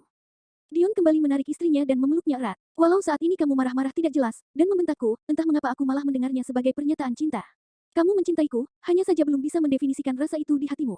Terima kasih sudah jujur di detik-detik terakhir. Hampir saja aku membuat kesalahan. Dion mengecup-ngecup kepala Akira bertubi-tubi. Tak puas, ia menangkup wajah istrinya itu dan mengecup keseluruhan wajahnya berkali-kali. Apa yang kamu lakukan? Akira menepis wajah Dion menjauh. Siapa yang menyatakan cinta? Jangan GR. Iya. Dion kembali memamerkan senyum manisnya yang membuat Akira langsung menunduk dan tiba-tiba tersadar jika selimutnya sudah terjatuh sejak tadi. Belum sempat Akira menutupi tubuhnya, Dion sudah membopong tubuhnya dan membawanya ke ranjang. Apa yang kamu lakukan? Melanjutkan yang tadi. Kali ini jangan menahan sentuhanku, bisiknya di telinga Akira dan kembali mencumbuinya. Kali ini Akira tak lagi menahan diri, ia akhirnya melepaskan desahan-desahan dan pekikan-pekikan kesakitan saat Dion benar-benar menyatukan diri dengannya. Membuatnya menjadi satu dalam ikatan suami istri yang sesungguhnya. Akhirnya gol juga saudara-saudara, gumam bara di kamar sebelah yang ternyata diam-diam menyimak dan mendengar suara-suara mereka. Dinding yang terbuat dari kayu di hotel itu tentu saja bisa membuat bara mendengar semuanya dengan jelas. Yo, di mana lagi kamu sekarang? Aku sedang mendengar siaran live tanpamu. Bara mengusap wajah, menarik bantal dan membekap telinganya saat suara-suara di sebelah semakin menjadi-jadi. Astaga, Koko, bagaimana aku bisa tidur kalau begini? Di saat Dion dan Akira baru mereguk manisnya penyatuan, Kai dan Areta sudah mengakhirinya. Keduanya terbaring lemas tak berdaya. Areta memunggungi Kai sambil menangis terseduh-seduh menahan sakit, sementara Kai meringis kesakitan saat baru menyadari punggungnya penuh cakaran. Sayang, berhenti menangis, bujuk Kai sambil mengusap lengan istrinya. Kamu jahat, astaga, kenapa malah mengataiku jahat? Aku kesakitan, kamu malah keenakan. Mana ada? Aku juga kesakitan, tapi aku lebih sakit, sampai berdarah-darah. Memang prosesnya seperti itu, sayang. Pokoknya kamu jahat, ya Allah, ya Robi. Kai memeluk istrinya dan menyeka air matanya. Berhenti menangis, sayang. Kalau ada yang mendengar mereka akan mengira aku memperkosamu. Tapi masih sakit. Iya, aku tahu. Nanti akan hilang. Ayo balik kemari, aku akan memelukmu. Kamu tidak akan mengulanginya lagi. Untuk saat ini belum. Jadi balik kemari. Areta pelan membalikkan badan dan masuk ke dalam pelukan suaminya. Katamu tadi siap melahirkan anak kita, ini masih proses buatnya. Bagaimana kalau proses lahirnya nanti? Kan bisa disesar. Ada baiknya kalau normal, sayang. Kamu mau menyuruhku mati. Kenapa di mulutmu terus berulang kata mati? Berhenti mengucapkan kata itu. Berucaplah yang baik mulai sekarang. Coba lihat ibu-ibu di sekitarmu, mereka bisa melahirkan banyak anak. Apa kamu mau kalah dengan mereka? Bukannya kamu mau buat kesebelasan? Mau membuatkan tim Wushu Junior untuk ayahmu, itu karena aku tidak tahu kalau rasanya sesakit ini. Itu karena baru pertama kali. Kita sama-sama pemula. Aku juga belum tahu caranya membuatmu rileks dan nyaman. Karena itu kita perlu banyak-banyak belajar caranya. Dengan mengulang hal yang tadi. Tidak mau. Areta kembali menjerit dan menangis. Ya Allah, sepertinya aku masih harus bersabar dan berjuang lagi. Kai menarik napas panjang dan kembali menenangkan istrinya. Berbanding terbalik dengan keadaan Aryo dan Ova. Di campervan itu, malah tangisan Aryo yang menggema. Ova sampai pusing menenangkannya. Kamu ini anak TK atau apa? Berhenti menangis. Kamu sudah. Memper. Tangisan Aryo kembali pecah mengingat dirinya sudah tidak perjaka lagi. Oh my gosh, apa aku memperkosa anak di bawah umur? Ova memandangi Aryo yang benar-benar menangis terseduh-seduh. Sepertinya hujan malam ini membuat banyak orang melebur menjadi satu. Kecuali Bara yang ngenes mendengar suara di samping kamarnya. Bab 150. Kepanikan pagi hari. Pagi hari sudah kembali menyapa. Walau semalaman hujan deras melanda seluruh kota Grindelwald, tapi pagi ini matahari terbit cukup cerah. Namun, udara lembab yang masih terasa dari sisa-sisa hujan semalam, membuat beberapa orang masih bergelum nyaman di balik selimut. Termasuk dengan sepasang makhluk Tuhan yang malam tadi baru saja memadu kasih untuk pertama kalinya dalam hidup. Areta yang masih dalam keadaan polos tanpa sehelai benang pun di tubuhnya itu masih terpejam rapat dalam balutan selimut putih, sementara Kay yang telah bangun sejak subuh tadi, mandi bersih dan melaksanakan kewajibannya, kembali berbaring di samping istrinya dan tak henti-hentinya memandangi wajah cantiknya. Jari-jarinya sesekali mengelus pipi, hidung, bibir dan memainkan rambut panjang istrinya yang selembut sutera. Assalamualaikum, sayang, bisiknya mencoba membangunkan. Namun, wanita itu hanya menggeliat dan semakin menyusupkan wajahnya ke dalam pelukan. Sayang, sudah pagi, ayo bangun, panggilnya lagi dengan lembut. Senyumnya terkulum dan tak surut sejak terbangun tadi. Padahal semalaman ia hampir tidak tidur karena berusaha menenangkan istrinya yang terus menangis. Sampai detik ini, Kai masih belum percaya jika dirinya sudah memiliki wanita itu seutuhnya. Jiwa dan raga, wanita cantik, berkelas, seorang pimpinan tertinggi di perusahaan tempatnya bekerja, wanita yang sebelumnya selalu menyusahkan dan menyiksanya, kini terbaring manja dalam pelukannya tanpa perlawanan. Air mata kebahagiaan menetes dari kedua sudut mata Kai. Tak ada lagi kebahagiaan lain yang kini Kai harapkan. Satu-satunya harapannya saat ini hanyalah agar perasaan istrinya itu tak akan pernah berubah sedikit pun padanya. Kai, wanita di pelukannya itu menggeliat. Kedua matanya perlahan terbuka dan mendongak menatapnya. Kamu menangis, tanyanya. Tidak sayang. Kai cepat-cepat mengusap wajahnya. Lalu ini cairan apa? Areta yang ternyata terusik karena tetesan air mata Kai yang terjatuh di wajahnya itu, langsung menatap Kai penuh curiga. Ini bukan ilermu kan? Tuduhnya sambil menarik selimut dan mengelap setitik cairan di wajah. Bukan sayang. Ish, jorok. Sana. Areta mendorong Kai menjauh dan bangun tergesa-gesa, tapi rasa perih di pangkal paha membuatnya langsung memekik. Kai langsung bangun mendekat dan membantu istrinya itu duduk bersandar ke ranjang. Masih sakit? Tanyanya sambil mendudukkan tubuh ke tepian ranjang. Sedikit, ucapnya, tapi matanya berembun menahan tangis. Kai sampai tidak tega melihatnya. Cepat-cepat Kai mengusap wajah istrinya dan mengecup keningnya. Maaf, sayang, sudah membuatmu seperti ini. Areta mengangguk pelan, mengangkat tangan mengusap pipi Kai dan mengecup singkat bibir suaminya. Maaf diterima. Aku juga minta maaf karena belum bisa melayanimu dengan baik. Tak apa, sayang. Aku bisa mengerti. Tak usah dipikirkan. Areta mengulas senyum lalu mengedarkan pandangan dan terkesiap melihat pemandangan yang terhampar indah dari balik dinding kaca kamar itu. Indah sekali, mau melihatnya. Areta mengangguk-angguk, merapatkan selimut membungkus tubuh dan ingin bangkit berdiri kembali, tapi Kai lebih lincah membopong tubuhnya. Kai, kamu masih kesusahan berjalan, biar ku bantu. Areta mengangguk dan mengecup pipi Kai. Kai pun membawanya berjalan, lalu mendorong pintu geser yang juga terbuat dari kaca dan meneruskan ke balkon yang ternyata berdiri di atas tebing. Pegunungan-pegunungan dengan puncak yang dilapisi es tampak mengelilingi dan terlihat sangat mengagumkan, belum lagi danau yang memancarkan warna hijau kebiruan di bawah sana. Kai menurunkan istrinya di depan pagar pembatas dan memeluknya dari belakang. Ternyata kita menghabiskan malam pertama kita di tempat yang sangat indah, bisik Kai di telinga istrinya. Ini seperti surga, benar-benar indah. Sayang sekali semalam kita tidak menyadarinya. Karena semalam hujan lebat, jadi tidak terlihat. Apa kita bisa tinggal sedikit lebih lama di sini, rasanya sangat nyaman. Areta menarik napas panjang dan membiarkan udara sejuk menyapu paru-parunya. Sayangnya kita harus kembali segera ke perkemahan. Mereka mungkin panik mencari kita. Kai memperbaiki selimut yang membungkus tubuh istrinya kemudian mempererat pelukan. Astaga, kita lupa memberi kabar mereka, pekik Areta seraya memutar tubuh berbalik menghadap Kai. Kalau begitu bergegaslah. Areta kemudian memindai keseluruhan penampilan Kai. Kamu sudah mandi? Iya, sayang. Subuh tadi. Sebaiknya kamu juga segera mandi dan kita sarapan bersama. Areta mengulum senyum malu-malu dan mengangguk. Kai kembali membopong tubuh istrinya masuk langsung ke kamar mandi dan menurunkannya di ambang pintu. Mau aku bantu mandi juga, tawar Kai. Enggak, ayolah, tak usah malu. Enak saja. Areta menoyor kepala suaminya dan mendorongnya. Sana keluar, aku masih bisa mandi sendiri. Kali aja kamu butuh bantuan untuk menyeka bagian yang sakit, goda Kai. Gak ada, sana keluar. Areta kembali mendorong suaminya dan langsung menutup pintu, tapi Kai mengetuk pintu dan memanggilnya. Ada apa lagi? Areta menyembulkan kepala di balik pintu yang hanya terbuka setengah. Kamu tahu, kan tata cara mandinya? Kamu pikir aku selama ini tidak tahu mandi? Bukan mandi biasa, Aish. Kai menggaruk-garuk kepala, tapi mandi bersih. Mandi junub setelah berhubungan suami istri. Areta menggelengkan kepala. Apa harus? Tentu saja, sayang, agar kamu kembali suci. Memangnya aku sekotor itu? Astagfirullah. Kai mengusap wajahnya dengan kasar. Ya, sudah. Kali ini kamu mandi seperti biasa saja dulu. Nanti aku ajarkan caranya. Areta mengangguk lalu menutup pintu kembali. Suara gemeresik air terdengar kemudian. Kai geleng-geleng kepala dan menghela napas panjang. Semangat Kai, perbanyak sabar dan perlahan-lahan ajar istrimu. Kai tertawa kecil dan kembali ke ranjang, menarik kain sprei yang berceceran noda merah dan menjadi saksi bisu pergulatan panas mereka. Berusaha keras membersihkan noda itu, walau hasilnya tidak memuaskan. Begitu Areta selesai mandi, mereka pun menikmati sarapan bersama yang sejak sejam lalu diantarkan oleh staf hotel, kemudian turun bersama ke lobi. Di lobi, Kai menyempatkan meminjam telepon dan menghubungi nomor ponsel Dion. Dion yang juga baru mau meninggalkan hotel bersama Akira dan Bara menjelaskan hal serupa pada Kai. Kenapa? Tanya Akira begitu Dion selesai menerima telepon. Kai dan Miss ternyata terjebak hujan juga semalam dan akhirnya menginap ke hotel. Mereka baru akan kembali ke perkemahan, jawab Dion. Berarti semalam cuma Ova dan Aryo yang kembali ke perkemahan, tanya Akira yang tiba-tiba membuat Dion kalut dan cemas. Ada apa? Lanjutnya bertanya melihat perubahan ekspresi wajah Dion. Ah, tidak ada apa-apa. Dion menggelengkan kepala dan menghalau pikirannya. Memasukkan ponsel ke dalam saku lalu meraih tangan istrinya kembali dan membawanya berjalan. Apa masih sakit? Tanyanya saat melihat langkah Akira terhambat-hambat. Dengan rona malu di kedua pipi, Akira mengangguk sambil menggigit bibir bawahnya.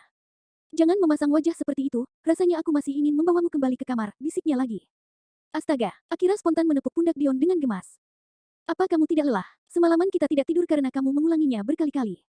Kalau untuk yang satu itu, aku tidak akan lelah. Dasar mesum. Dion terkekeh-kekeh dan mengangkat tangan Akira ke bibir, mengecup punggungnya berkali-kali. Bukannya kamu mau bayi, makanya aku bekerja keras untukmu, astaga, berhenti bicara vulgar begitu. Akira menarik tangannya dan mempercepat langkah mendahului suaminya. Terus melangkah menuju lobi hotel karena kamar mereka hanya berada di lantai dasar. Dion hanya tersenyum-senyum melihat cara berjalan istrinya yang seperti pinguin. Di lobi, Bara sudah duduk menunggu dengan kondisi yang kacau. Wajahnya terlihat pucat dan kantung di bawah matanya tampak gelap. Akhirnya kalian keluar juga, kupikir kalian masih mau menginap semalam lagi, ketusnya begitu melihat Dion dan Akira menghampirinya. Kamu sakit, kamu terlihat tidak fit, tanya Dion. Kamu pikir aku seperti ini karena siapa? Bara mencibik kesal lalu bangkit berdiri sambil meraih semua paperback belanjaannya dan berjalan keluar hotel sambil menggerutu. Dia kenapa? Tanya Akira. Entahlah, mungkin salah minum obat, kekeh Dion. Sama sepertimu kadang-kadang, ejek Akira seraya menyusul Bara keluar, sementara Dion berjalan ke meja konter resepsionis untuk check out. Setelah check out, Dion pun memanggil taksi yang langsung membawanya ke pusat perkemahan. Sepertinya semalam ada badai di sini, ujar Bara melihat beberapa tenda sudah tidak berada pada tempatnya. Bagaimana keadaan Ova dan Aryo? Tanyanya lagi. Dion mengerutkan kening melihat ke sekitar dan mengulung bibir ke dalam. Karena jalan yang masih licin, taksi yang mereka tumpangi hanya bisa mengantar sampai di base camp karena jalur menuju Campervan mereka merupakan perbukitan. Tidak lama setelah ketiganya turun dari taksi, taksi yang membawa Kai dan Areta pun tiba di base camp. Itu, Kai dan Miss, ujar Bara yang lebih dulu melihat Kai dan Areta baru turun dari taksi. Ternyata kalian sampai duluan, ujar Kai seraya menghampiri mereka. Apa yang terjadi di sini? Tanya Areta seraya mengamati ke sekitar. Sepertinya semalam ada badai. Kita tidak menyadarinya karena menginap di hotel, jawab Dion. Areta hanya membulatkan mulut tanpa bersuara dan bergidik ngeri membayangkan badai yang dimaksud. Ayo, sayang. Kai merangkul pinggang istrinya dan membawanya berjalan dengan sangat hati-hati.